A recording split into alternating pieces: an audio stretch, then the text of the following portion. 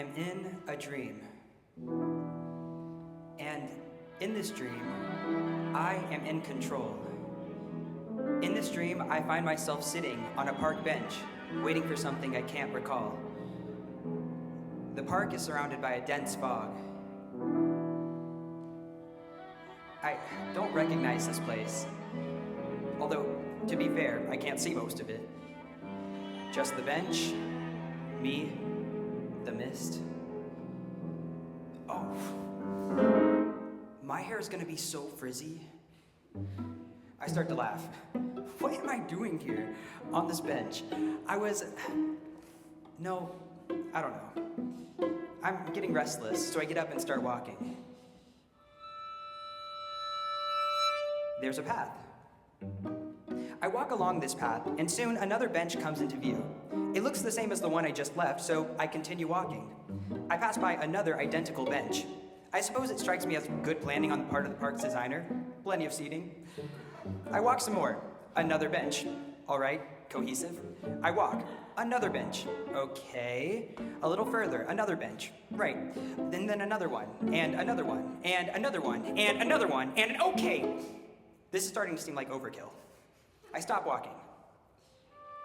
All right, I'll sit here and think for a second. I sit on the nearest bench, and I'm seemingly back where I started. I notice the fog pressing in.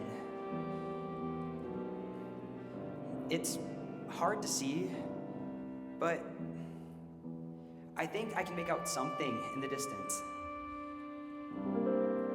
I try to focus on it. I try to look through the mist surrounding me. My fingers start to drum lightly on the bench beside me. And I push away glimpses of familiar images that surface in my mind. The fog is still getting thicker, and the world is, everything is... Hey man, are you listening? I blink. Cafeteria, high school, half-eaten tray. I must have dozed off. I look up to see my best friend sitting opposite of me. He's playing music from a speaker. Where were we? What? Yeah, of course, I say. I wasn't listening. I have no idea what he was saying. He tends to ramble, and I tend to dissociate, so we can have a difficult time reaching each other. He is pointedly raising his eyebrows at me. Ah, shoot. He asked me a question. I glance around quickly, looking for clues, and my eyes lock on the speaker. Right. He is asking for my opinion on the music that's playing.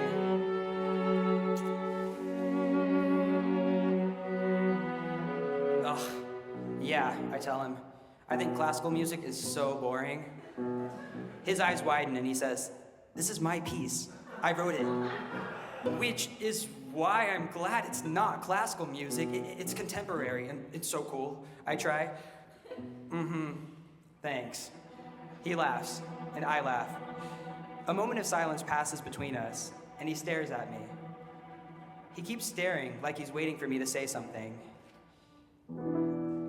I begin to feel incredibly self-aware. I glance away, searching for something to say, but the rest of the room strikes me as odd. I realize there's no one else in the cafeteria with us, and there's no other sound. I turn back to him, and he is still staring at me. Is everything okay? I ask. He starts to say something, but he stops himself. He instead says, "Just wait." And I'm alone again.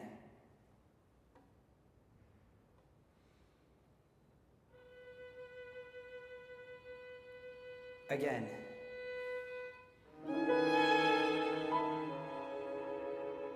I am in a dream. And in this dream, I feel like I'm in control. In this dream, I'm outside, at the same park, maybe. In this dream, the fog is less dense. I can see more of my surroundings. Trees mostly. Those benches again. But this place is more open. The sky is gray, cloudy, a bit miserable. What is this, Pittsburgh?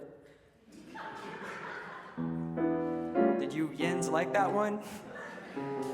And though I'm by myself, I imagine I can hear the voice of an old woman shouting from the distance. That's not how you use the word yins. Jeez, okay, lady. But sitting here on this bench, I feel at ease in a way I hadn't before. Earlier, I could wait here a while. I think I could... There's a silhouette at the edge of the park. It outlines the figure of a person. Although I can't make out his features, I'm sure it's a man. And as I watch, he continues to stand there, and I get the sinking feeling that he's been watching me. And I realize I'm shaking. I stand from the bench, and as I do, he starts to move, walking in my direction. I shouldn't leave the bench. I was supposed to... I turn and walk in the opposite direction. I glance over my shoulder and see that although he is still far off, he has started running. I begin to pick up my pace, a jog at first, and then I'm sprinting down the path. I pass bench after identical freaking bench. The fog that had cleared becomes thick again. It presses in from every direction. I can hear his footsteps gaining on me. I keep running without direction when my foot catches, and I'm falling. My head hits the ground. I gasp awake in the middle of a park. It's warm out. There's a city around me, and several pairs of people at checkered tables like the one at which I'm sitting. A stranger sits across from me and informs me it's my move. I look down and see chess pieces in various places across our table. Where were we? A collection of pawns and a knight off to the side of my end tells me my pieces are the black ones. I see that he has taken both of my bishops, a knight, a rook, and my queen. Damn, was I really doing that badly?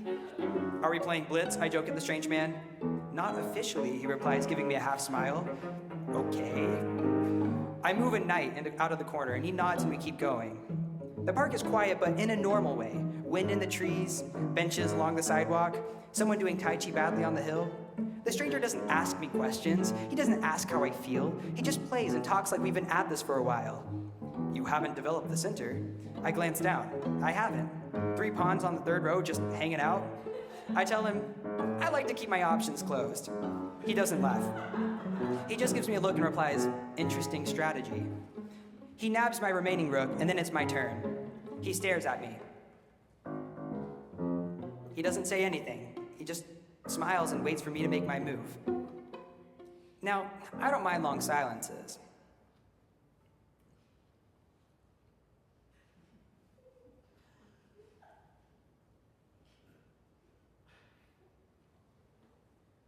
But I will say, I tend to keep the conversation moving. I ask him why he likes playing chess with strangers. Instead of answering, he asks what I think of the game. Like, this match specifically, or the game in general? Either, he tells me. Well, I think the game is kind of boring and for the pretentious, I tell him. What makes you say that, he responds. I don't know, it's for the people that like classical music. He makes his move and waits. I just think it's unnecessarily complex. It requires you to be constantly deep in thought. And thinking deeply is a bad thing, he asks? No, that's not what I meant. He presses me. Then, what did you mean? I guess, just talking more generally, I find the whole concept not very interesting. Pieces shaped like tiny people have to go destroy other pieces shaped like tiny people. I don't play aggressively, so I just tend to respond to what's happening and try to avoid losing pieces. I make my move, and suddenly, I see the outcome. A way that I'll win. He moves a piece. Interesting parallel, he says. Staring at the board, I reach out to move my tiny person. But I'm suddenly struck by the thought that if I looked up, everyone in the park would just be a faceless piece. Go on. Finish the game, I hear him say somewhere above me. And I'm shaking. I don't want to look up at him. I don't want to move this piece or finish this game. It all feels familiar, and I don't want to be here. I don't even know where here is. Where am I? I need to think. go back to sleep. I go back to sleep.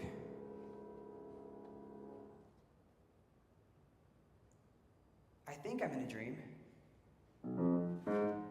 A man sits across the room from me. The sign on his desk says he's a doctor, but with the rate I'm paying, I don't believe it for a second. Brown, I'm sitting on a couch. It's leather, it has the one arm. You know, the stereotypical couch everyone pictures when you say therapist's office. I mean, when did that image become standardized? I assume it had something to do with Freud or the introduction of psycho... What was that? The man with the supposed doctorate informed me I'm getting distracted again. Sorry, where were we? He cuts off my question saying, "We were discussing your dream." He taps his pen on his notepad. He hasn't actually written anything down on it. I knew he wasn't legit. He asks me who I'm talking to, and Did he just... I don't know how to answer that. So I just shrug it off and say, "My own private piano quartet." He's now frantically writing things down. I stand corrected. "So," he continues, "continuing with your dream, what were you doing this time?" "I don't know. Running, I guess." He jots something down and asks, "And how did you feel?" I just look away and say, "I don't know." He asks what I was running from. I tell him, "I don't know." He starts to get impatient and says, "Why don't you want to answer my questions?" All I can say is, "I don't know. I find it all boring. Like... He interrupts me again. "If you say like classical music, we're gonna have a problem." "Well," I shrug. He challenges me. "No, because you don't actually dislike classical music. No, you don't. It may make you feel unsettled, but that's because it reminds you of something. And remembering anything is terrifying when you've forgotten everything. But if you could just sit with that feeling and accept it, then maybe some of all of this will actually get through to you." "Damn," I respond. "I didn't know you cared that much about classical music." He just sighs and says, "Look, I've been trying, but I can't help someone that doesn't want to be helped." I feel a stab of guilt. I want to apologize, but instead I just say, "I can't control how I feel." "No," he says, "but you can control how you respond." My quartet stops playing. My quartet stops playing. Thanks, guys. Look, I'm sorry. I want things to change. I do, and I know it takes time. And I can wait for that. I will wait. I will wait.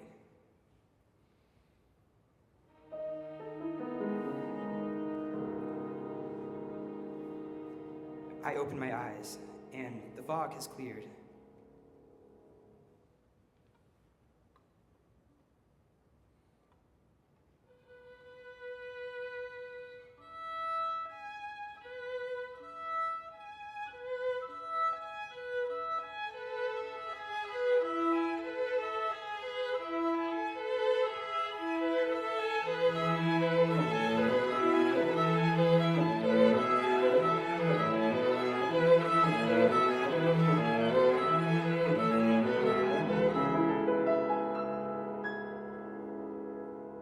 I am in a dream.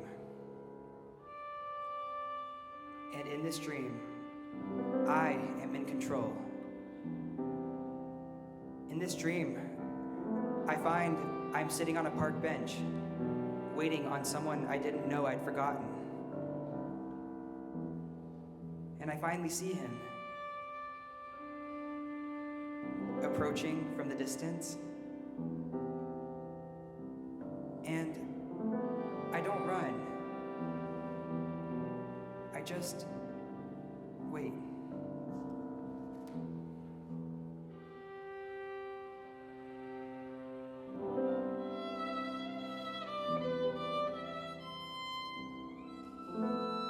He knows me, or he knew me, but am I even the same? I don't know him anymore. So, what will he think of the person I've become? I realize I'm worried he won't recognize me. He won't stop at the bench. He'll just pass by. I was supposed to wait here. I'm sure of it now. But there's a difference between waiting for change and wanting change, and I don't know which. He comes into view. And I see it's the face of my best friend, the shrink, the stranger in the park, that all look back at me. It was always him. He stops in front of me and smiles. He says my name. And something about it's comforting, as if I'm rediscovering some meaning in all of this. I look up at his face, and there are so many things I want to tell him. I'm not sure what to say first, so I just go with, "You were a terrible therapist." He just smiles, holds out his hand to me, and it illuminates the space between us, like the soft glow of a lamp. He says, "Come on, let's go." And I get up from the bench, and I walk with him, out of the park, out of the fog. And for the first time in a lifetime of dreaming, I awaken.